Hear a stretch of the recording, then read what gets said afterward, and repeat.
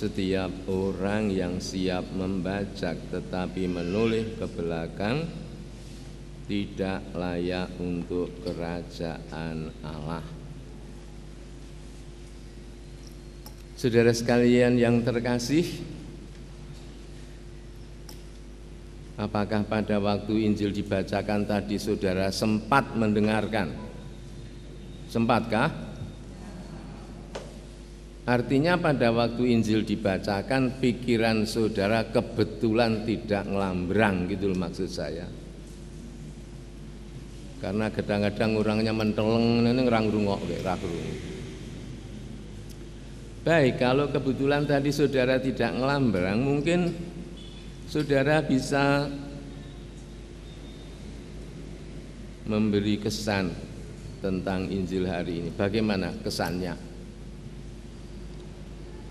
Injil ini membingungkan, Injil ini tidak jelas, malah mungkin saudara mengira Injil ini mengajarkan hal-hal yang tidak baik.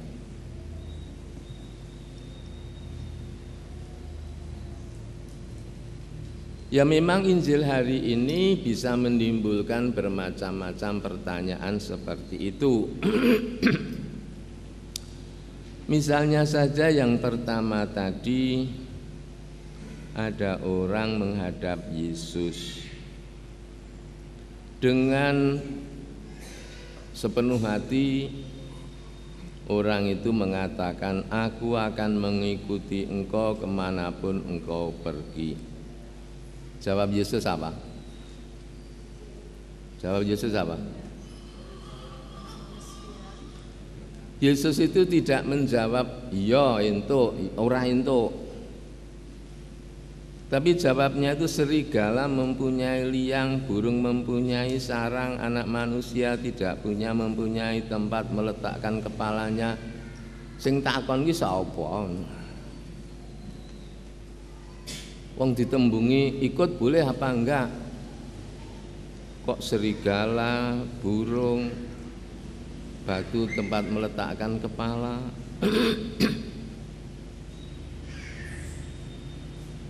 Lalu sebaliknya orang yang lain yang menengah tidak bilang apa-apa, didhawuhi ikutlah aku. Loh ya apa sih?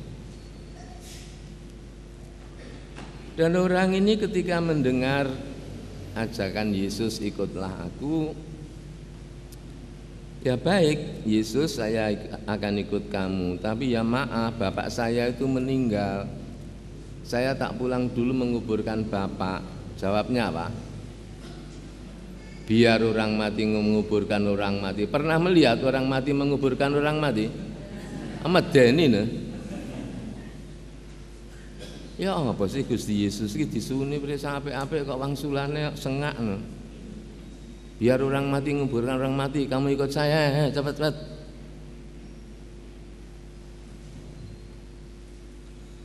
Lalu yang ketiga juga nembung, Tuhan aku akan mengikuti engkau. Udahlah saya nanti ikut teruslah, tidak dibayar dia mau, tapi izinkanlah saya pamitan dulu dengan keluargaku. Tiba itu setiap orang yang siap membajak tapi menoleh ke belakang tidak layak untuk kerajaan Allah. Saudara sekalian ini loh, makanya mamulo kitab suci tidak bisa dibaca sambil lalu atau begitu saja. Kitab suci harus dibaca dengan hati terbuka akan bimbingan Roh Kudus dan juga tidak tergesa-gesa untuk menafsir seperti dilakukan orang-orang yang tidak suka dengan agama Katolik, lalu membaca kitab suci untuk menemukan ayat-ayat yang bisa digunakan untuk memukul orang Katolik. Mari kita lihat bahwa Yesus menjawab serigala mempunyai liang, burung mempunyai sarang. Atas permintaan orang mau ikut, itu sebetulnya ya cocok-cocok saja. Ini kalau dipanjangkan, ketika Yesus mendengar ada orang mau mengikuti dia itu ya bertanya, lah kok kowe kok mau ikut aku, apa kamu kenal aku? Aku ini ndak punya apa-apa. Lalu kamu kalau ikut aku yang ndak punya apa-apa ini, ya apa sebetulnya yang kamu cari? Pikirin dulu, jangan nanti kamu kadung ikut lalu di tengah jalan mandek.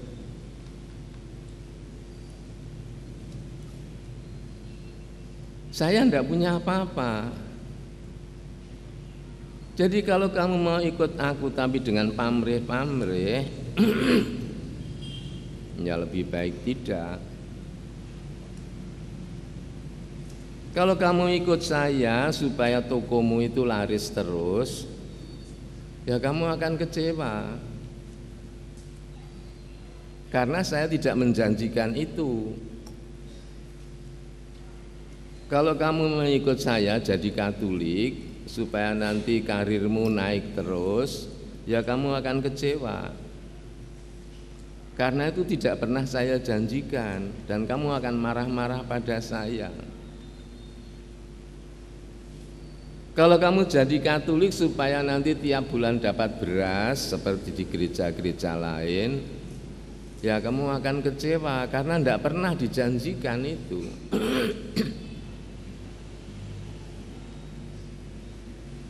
Nah, saudara sekalian, berhubung dengan ini, hendaklah kita berhati-hati kalau mengajak orang untuk ikut agama kita.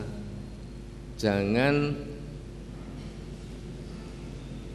mengajak orang masuk jadi Katolik dijanjeni, nek kowe gelem dadi Katolik engko tak kei gawean. Ka omahku kono kae nggonen wis rasah bayar, ning kowe engko melu gerejaku. Jangan. Karena Yesus dalam hal ini tidak mengajarkan demikian. Nek kowe arep melu aku, arep nderek aku, ya murni arep nderek aku, bukan karena aku engko ben entuk saka kowe. Tetapi justru aku mau mempersembahkan kepadamu. Kalau motivasi ikutnya itu supaya saya nanti dapat tokoku laris, saben sasi untuk beras, aku dikai gawean, engko karirku naik terus. Kan gini. Tidak, tapi gini.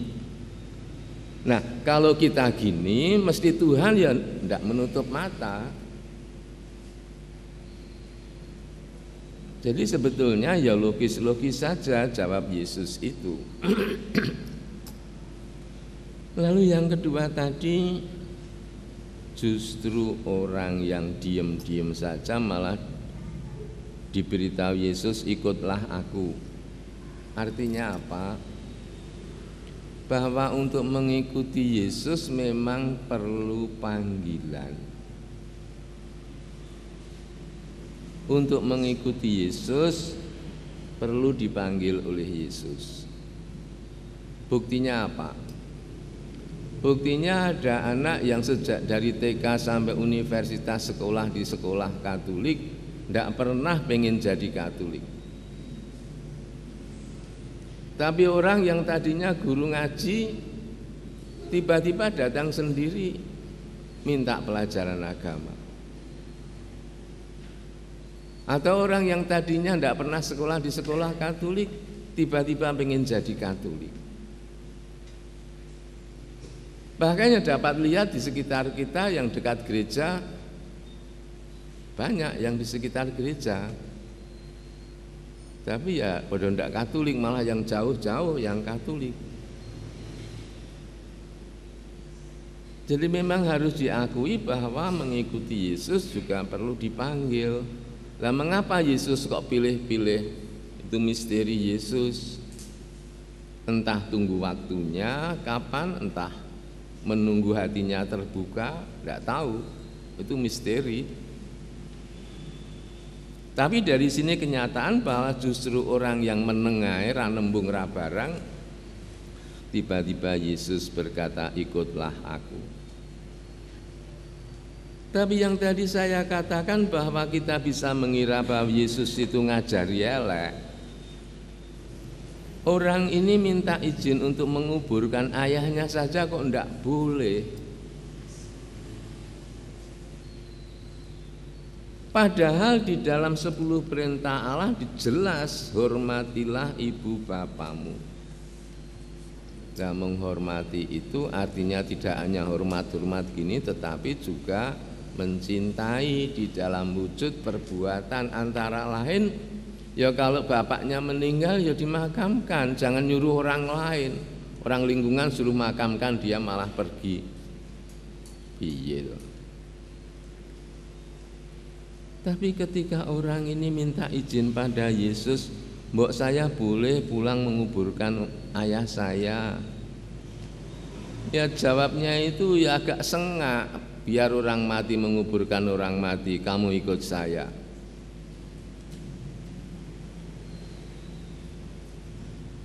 Demikian juga yang terakhir, ketika Yesus menerima permintaan orang yang mau ikut, Tuhan, aku akan mengikuti engkau, izinkanlah aku pamitan dulu. Kan kita orang tua mengajarkan kebiasaan baik kepada anak-anak supaya kalau pergi dari rumah kita pamit, aja liar ngono lunga. Pamit mau kemana? Diajari anak-anak. Nanti kalau pulang ya cerita tadi ada apa. Itu adalah kebiasaan yang baik dan pastilah Yesus tidak menolak akan hal itu. Nah, tetapi mengapa di sini Yesus kok tidak mengizinkan orang itu minta pamit dulu? Ada yang mau dikatakan oleh Yesus. Apa? Barang siapa mau mengikuti Yesus harus menaruh Yesus pada tempat yang pertama.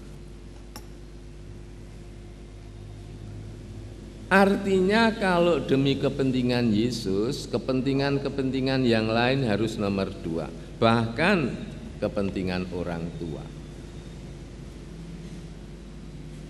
Nah ini terasa sekali untuk para romo dan para suster.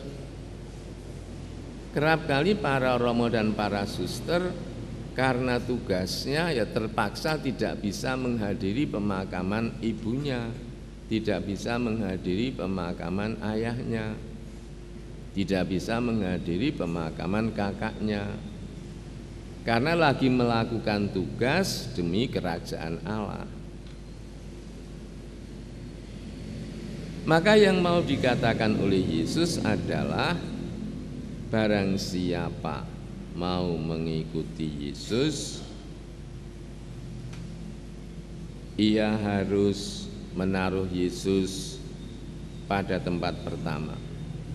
Dan kalau sudah menyatakan mau mengikuti Yesus, tidak boleh lagi tolah-toleh. Yang tadi saya terjemahkan banyak perhitungan. Nah kita kerap kali saya katakan tadi, mari kita mohon ampun karena di dalam mengikuti Yesus kerap kali kita terlalu banyak perhitungan. Kalau diberi sesuatu tugas dan kelihatannya tugas itu orang ngetok ke duit apa-apa ya mogah. Tapi kalau tugas itu kita ya metu duitnya ya gelem. Nah ini. Atau kita jadi orang Katolik ya pokoknya jadi wong Katolik iki pokoknya minggu nyang gereja nang omah sembahyang ya wis, dijak kumpulan ya ora teko, jak sembahyang lingkungan ya ora teko, dijaluki iuran ya meneng ae. Nanti dari gereja Paranggono plus mulai wis. Ora peduli ana apa-apa. Mari besok pagi kita jalan sehat. Hadiah para ada hadiah apa? Aku wis duwe gak usah melu. Mbok melu demi kancane yang ngombiongi ngeramekke guyub. Ndak, pokoknya butuhku ki aku ki untuk badi. Untuk badi ya gak. Nah, saudara-saudara sekalian, inilah yang saya maksudkan mengikuti Yesus, tetapi masih banyak perhitungan dan perhitungannya rumit. Saya katakan tadi ya, aku ki dadi Katolik arep golek untung kok kon nyumbang. Nah, nyumbang dilok-loke sungkan ya pure didik. Saudara-saudara sekalian, hal itu memang perlu kita renungkan dan tidak dapat hanya kita sekali dengar lalu bisa menyadari. Karena dalam hal ini memang kita butuh proses, tetapi proses itu hendaknya dijalani. Proses apa? Pendalaman iman. Proses apa? Penyadaran diri. Proses apa? Menjadi makin Katolik.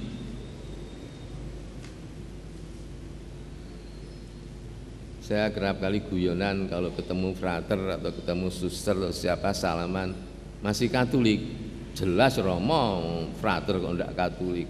Oke, frater sing ra Katolik. Oh, ada Romo. Oke. Frater sing nek ulangan nyontek ki ora Katolik. Frater nek nggawe skripsi tuku ra Katolik. Frater sing ra rukun karo kancane ki ya ora Katolik, meskipun berjubah. Padha suster ya ngono. Umat Katolik ya ngono, senajan jenenge jeneng Kristin apa Alwi atau siapa, nek ra iso ngapura kancane ora gelem tetulung ya ora Katolik. Wong jenenge tok sing Katolik. Saudara sekalian, mari kita mohon kepada Tuhan supaya proses ini terus berlangsung dan kita mau diproses oleh Tuhan supaya dari hari ke hari kita makin total penyerahan diri kita kepada Kristus, supaya ya juga dengan demikian kita menjadi pengikut-pengikut Kristus yang sejati. Dan pastilah kalau kita menjadi pengikut yang sejati, kita juga akan merasakan kebahagiaan yang dijanjikan oleh Kristus. Amin.